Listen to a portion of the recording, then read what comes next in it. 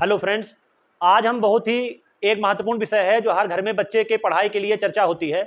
वो बात आती है कि वो बनेगा क्या, वो बात अलग है, लेकिन उसे बनाने के लिए हम किस माध्यम का इस्तेमाल करेंगे, वो हिंदी मीडियम है कि अंग्रेजी मीडियम है, इस विशेष चर्चा है।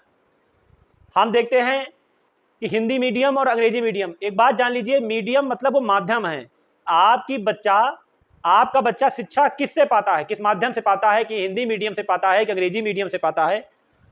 देखिए, अगर आपके पास व्यवस्था नहीं है और फिर भी आप सामाजिक दबाव या घर के दबाव में आकर के उसे इंग्लिश मीडियम की ओर अग्रसर कर रहे हैं, तो ये अपने ही पैर में कुल्हाड़ी मारने जैसा है। बच्चा योग्य है, संस्कारी है और पढ़ाई के प्रति अगर उसका पूर्ण रूप से मन लग रहा है तो वो चाहे हिंदी मीडियम हो चाहे इंग्लिश मीडियम हो, वो दोनों प्रकार से पढ़ाई कर सकता है। ऐसा नहीं है कि हिंदी मीडियम की पुस्तकों में अंग्रेजी उनकी लिखी नहीं रहती, पूरी किताब में हर हेडिंग के बाद उसकी इंग्लिश लिखी रहती है।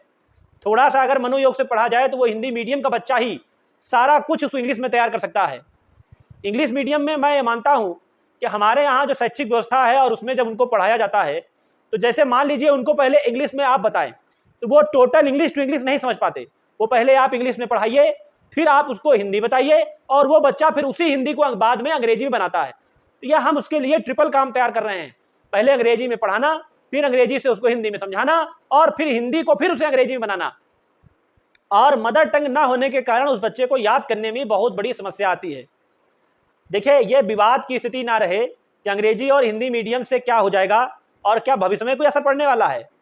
देखिए, भविष्य में केवल इस बात का असर हो सकता है कि इंग्लिश मीडियम वाला बहुत थोड़ा अच्छे से अंग्रेजी शायद बोल ले और हिंदी मीडियम वाला शायद 2-4% उसमें कम बोल ले।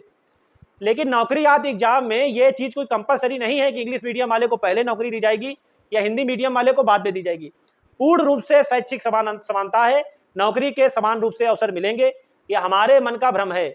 बच्चा अगर आपका कैलिबर है और अच्छे से अंग्रेजी पकड़ पा रहा है, आपकी आर्थिक व्यवस्था मजबूत है, तो आप इस विषय का चुनाव करिए कि आप उसे इंग्लिश मीडियम पढ़वा लेंगे। ऐसा ना हो कि कक्षा 5 तक इंग्लिश मीडियम, 8 तक हिंदी मीडियम, फिर 2 साल इंग्लिश मीडियम और फिर 2 साल हिंदी मीडियम। उससे वो एक प्रकार से शैक्षिक कचरा तैयार हो जाएगा और बच्चे के भविष्य को पूर्ण रूप से आप बर्बाद कर देंगे। सबसे अच्छी बात है, आप मन में संकल्प लें कि हमें उसे बच्चे का कैलिबर देखते हुए हम उसे किस क्षेत्र में डालें, हिंदी या अंग्रेजी मीडियम। सामाजिक दबाव और अन्य किसी प्रकार के दबाव में मत आइए कि आप बच्चे का भविष्य ले डूबें। याद रखिए, इंग्लिश और हिंदी महत्व नहीं रखेगी अगर उसके पास ज्ञान ना हुआ। हिंदी मीडियम से पढ़ता है, ज्ञान होगा तब भी वो अच्छी नौकरी प्राप्त कर सकता है, और अगर इंग्लिश मीडियम से पढ़ता है और अच्छी नौकरी प्राप्त करेगा, बशर्ते उस पर ज्ञान होना जरूरी है। वो सीख रहा है कि नहीं सीख रहा, यह महत्वपूर्ण है।